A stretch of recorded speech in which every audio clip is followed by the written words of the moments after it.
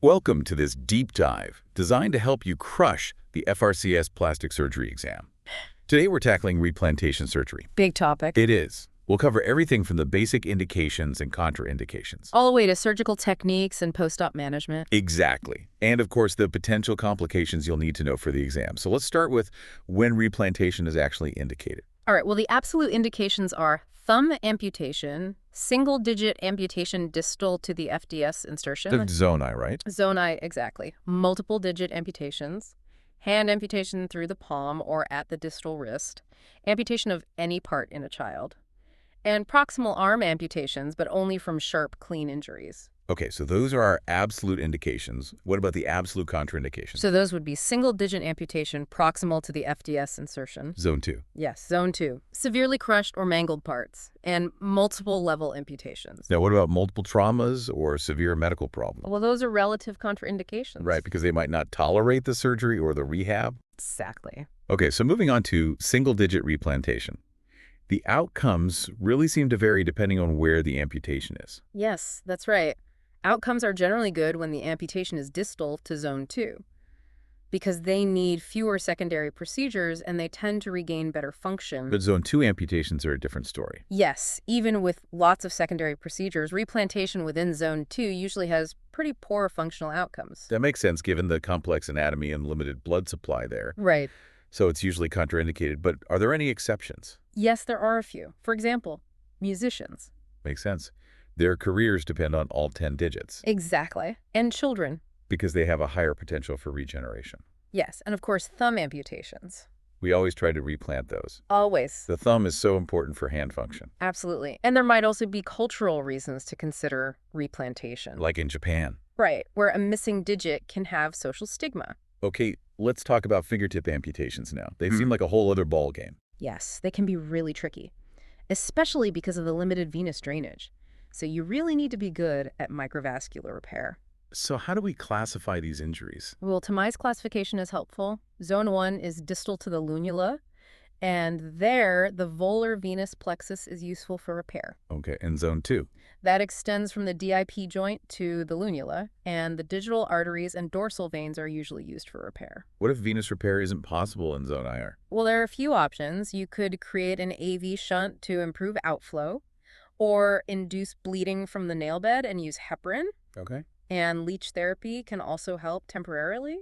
Now, there's also Chung's classification for fingertip amputations. Right, that one is based more on the tendon zone. So zone IA is distal to the lunula, through the sterile matrix, and repair is usually impossible there. What about zone IB? That's between the lunula and the root of the nail bed, and repair there is really difficult. I see. And what about zones IC and ID?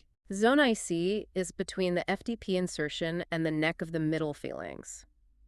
Artery and nerve repair are easier there, but vein repair can still be tough. Okay, and zone ID? That's between the neck of the middle phalanx and the FDS insertion, and repair there is usually straightforward. Got it. It seems like the patient's job really plays a role in deciding whether to replant a fingertip. It definitely does, especially for manual laborers. A revision amputation might actually be better for them. Because they can get back to work faster. Exactly, and the function might not even be that different compared to replantation. Makes sense. Okay, let's move on to ring avulsion injuries. Those are a specific type of degloving injury. Right, and they're classified into 3 types. Based on the vascular compromise. Yes, type I is just a soft tissue injury with no arterial or venous compromise. So you'd manage that with standard neurovascular technique? Exactly. Now, type 2 involves arterial or venous compromise. And you might need local or flow-through venous flaps to protect those repairs. Okay, and type 3? That's complete degloving. And even with replantation, the function is usually pretty poor. So what do you do then? Well, primary ray amputation is often the best option. To preserve hand function? Yes, but remember, thumb ring avulsions are different. We should always try to replant those. Yes, just like any other thumb injury. Okay, so now replantation in children. Are there any special considerations for them compared to adults? Yes, a few. So in kids, you should almost always try to replant, unless there's a severe crush injury or multiple levels of amputation. Okay, and for distal amputations? You can sometimes get away with simpler fixation techniques, like percutaneous needle osteosynthesis. Interesting. And what about nerve repair? You don't always need to do it in kids. Really? Why is that? because they have the potential for direct neurotization, so they can regain good sensation over time. That's amazing. And sometimes you can even replant an amputated part as a composite graft. Without microvascular anastomosis. Right, which is less likely to work in adults. So basically, kids have better outcomes after replantation. Yeah, they do their nerves regenerate better, but it's important to tell the parents that the replanted finger might grow slower. Than the other fingers. Exactly. And you should avoid using a running microvascular suture technique because that can cause stenosis as the child grows. Okay, so let's say a patient comes in with an amputation. What are the essential steps in the preoperative workup? Well, first, you need to stabilize the patient and make sure the amputated part is stored properly. Wrap it in moist gauze, seal it in a bag, and put it on ice at 4 degrees Celsius. To minimize warm ischemia time. Yes. Ideally, you want to keep that under 6 hours for digits. And generally, we don't replant if it's been more than 12 hours. But that can vary depending on how much muscle is involved, right? Right. Proximal injuries are more time-sensitive. But with proper cooling, you can extend cold ischemia time up to 24 hours for digits. Although we don't usually go beyond that. No. And for proximal injuries with more muscle, the acceptable cold ischemia time is shorter. Around 10 to 12 hours. Okay, so while we're doing all this, we need to call the replant team and get the OR ready. Of course. And then we need a thorough history from the patient. Focusing on the mechanism and time of the injury. Exactly. Then we do a preliminary exam of the part and the stump. Being careful not to manipulate them too much. And we avoid digital blocks because they can mess up the vascular assessment. Right, and we need to make sure the patient is hemodynamically stable. Absolutely. And get x-rays of both the stump and the part to see the level of the amputation and any bony injuries. What about antibiotics and tetanus? We give those right away. IV antibiotics and tetanus prophylaxis. Yeah, And of course, informed consent is crucial. absolutely. We need to discuss the possibility of replant failure, the need for grafts or further surgeries, the long rehab process, and realistic expectations about function. It's also important to consider the patient's age, occupation, mental stability, and any other injuries they might have. Yes, all of those factors can affect the decision-making. All right, so let's move on to the surgical principles of replantation. What kind of anesthesia do we use? Usually general anesthesia, but a brachial plexus or axillary block can be helpful too. For vasodilation and pain relief. Exactly. And we make sure the patient is well padded on the table with a Foley catheter in place. And tourniquets. Yes, tourniquets for the affected arm, and maybe even a leg if we need vein grafts. So what about cases with multiple digit amputations? Well, then you have to think about hand function and which digits to replant first. So you prioritize the digit with the best chance of survival. Yes. And the one that's most important for function. Like the thumb. Exactly. You also need to position the replanted digits carefully. Yes, so that the patient can grip properly. What about major limb amputations or more proximal amputations? Those are a bit different. You often need to place reperfusion shunts early on. To restore blood flow quickly. Right. And you might need to do fasciotomies and nerve tunnel releases. To prevent compartment syndrome. Exactly. And because there's more muscle involved, you might need a lot of blood transfusions and multiple debridements.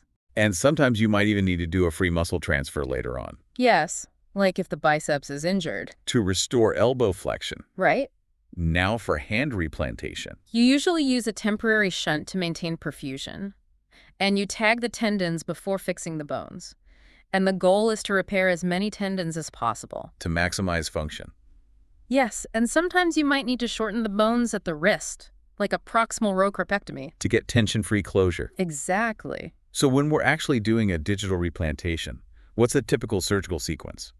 Well, we usually use a two-team approach. To save time? Yes. One team focuses on the amputated part. They examine it carefully and tag all the nerves and vessels, and they insert retrograde K-wires for stability. And the other team? They work on the stump, debriding it and tagging the structures. Mm. And placing the tendon sutures. Okay. And do they shorten the bones at this point? Yes, but only 5 to 10 millimeters at most. Otherwise, you lose too much function. And what if the fracture goes into the joint?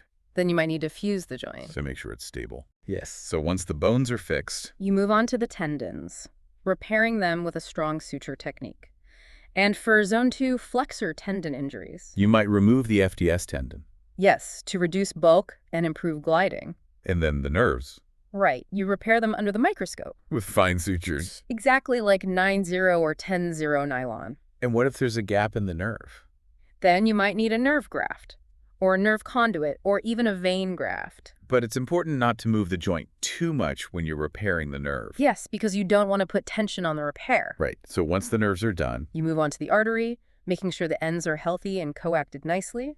You can use topical lidocaine or papaverine to reduce spasm. and you give it at least 10 minutes to resolve, Yes. and then the veins. You want to repair at least 2 if possible.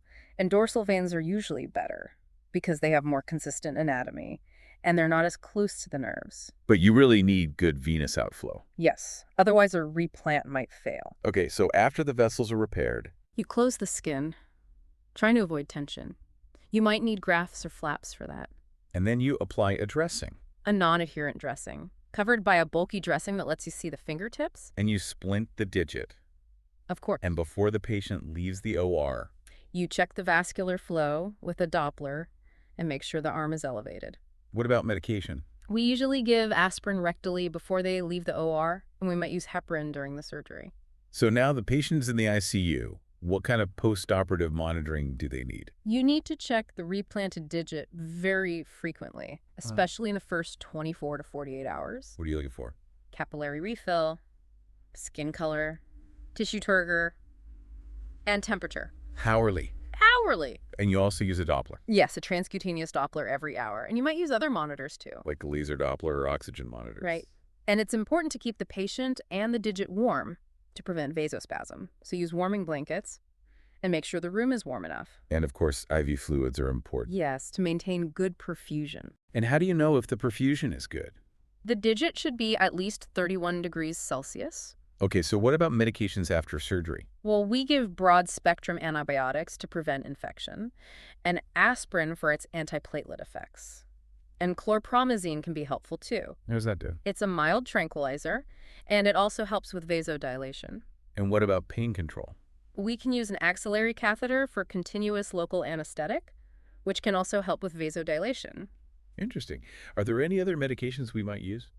Sometimes calcium channel blockers or dipyridamole for their vasodilatory effects, and heparin might be necessary in some cases. But not routinely. No, only if we had to revise the anastomosis or if the patient is at high risk for thrombosis. Now, what about leech therapy? That can be really useful for venous congestion, but you need to give prophylactic antibiotics with it. Prevent infection. Exactly. And what about smoking? The patient needs to stop smoking for at least a month after surgery. Otherwise, the replant might fail. So let's say we're worried that a replant is failing. What are the early signs? Well, you might see pallor or cyanosis, poor capillary refill, decreased turgor, coolness, and little or no bleeding when you prick the digit. But the thumb is an exception. Yes, even if it's not fully viable, it can still be useful as a post. So if you see any of those signs in the OR, You need to fix the problem right away, before you finish the surgery. and what about post-operatively? If conservative measures don't work, you need to go back to the OR quickly. To re-explore the replant. Yes. Okay, so let's talk about the specific signs of arterial and venous insufficiency. So with arterial insufficiency, the digit will be pale and cool, with poor turgor, slow or no capillary refill, and minimal bleeding on pinprick. So what do you do? You get back to the OR as soon as possible, but while you're getting ready, you can try warming the digit, loosening the dressing, giving antispasmodics and pain meds, and maybe even a bupivacaine block. And you might consider giving heparin. What about venous insufficiency? Well, then the digit will be purple and congested, with rapid refill but slow emptying, and dark bleeding on pinprick. And increased turgor. Yes. So how do you manage that? You elevate the extremity, loosen the dressing or sutures, and consider giving heparin. You might also need to remove the nail plate and apply heparin pledgets to the nail bed. And leech therapy can be very helpful.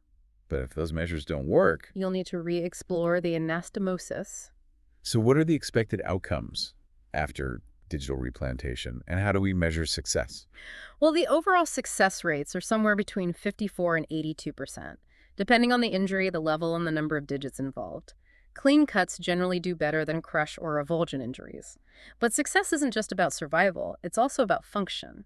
So how well does a replanted digit typically function? Distal finger replants tend to function quite well, especially beyond the FDS insertion. What about hand replants? Those usually have good function too, Yeah. especially proximal to the mid-palm. And replanted thumbs? Those are almost always useful, no matter what. But proximal finger replants or avulsion or crush injuries? Those tend to have poorer function. What about sensory recovery? That's important too. We measure it with 2-point discrimination. And how well do patients usually recover? About 70% of patients get less than 15 millimeters. But it depends on the injury and the level. So replanted thumbs might get around 11 millimeters, Yeah. sharply amputated fingers around 8, and crush or avulsion injuries around 15. That's about right. Okay, what about range of motion? The average total active motion is about 50% of normal, but you get better results distal to the FDS. And if you can preserve the joint, So those are the outcomes for digits. What about major limb replants? a lot of those patients get more than 50% TAM and protective sensation, and they're generally happy with the outcome. What about distal digital amputations? Those have high survival rates, especially if you repair the vein. And patients usually get good 2-point discrimination, and they can go back to work. But there can be complications. Yes, like pulp atrophy and nail deformity. So complications after replantation. They're pretty common, up to 60% of cases, and more common proximal to the FDS. So what are the most common complications? Tenolysis or joint contracture release, that's the most common. And how often does that happen? Up to 67% of cases. And does it help? Yes, it can improve TAM by about 43%, but less so in the thumb. What about non-union? That happens in about 22% of cases, and you might need ORF for that. Are there any other secondary procedures we might need? Sometimes neurolysis with or without a nerve graft, or treatment for non-union or malunion, or a web space release, or even soft tissue coverage. And what if nothing works? Then you might have to amputate. Even after all that? Yes, if the function is still poor. Are there any other complications? Yes, cold intolerance, but that usually gets better over time, and some patients get chronic pain. Like CRPS. Yes. So to wrap things up, what are the key takeaways for the exam? Always try to replant in children. Get the patient to a replant center quickly, and use a 2-team approach. Okay, and make sure you resect any damaged vessel? Yes, and tag all the structures in one go if possible to minimize ischemia time. Okay, and make sure you get good fixation of the bones. So the patient can start moving early. And monitor them closely afterwards. Yes, and give the right meds. And don't be afraid to re-explore if things aren't looking good. And remember that secondary procedures can really improve function. Absolutely. And arm and hand replants generally do well. And distal finger replants are better than proximal ones. Because PIP joint function is so important. Exactly. Well, I hope this deep dive has been helpful for everyone studying for the FRCS exam. Make sure you review your sources and think about how this applies to different clinical scenarios. Good luck with the exam.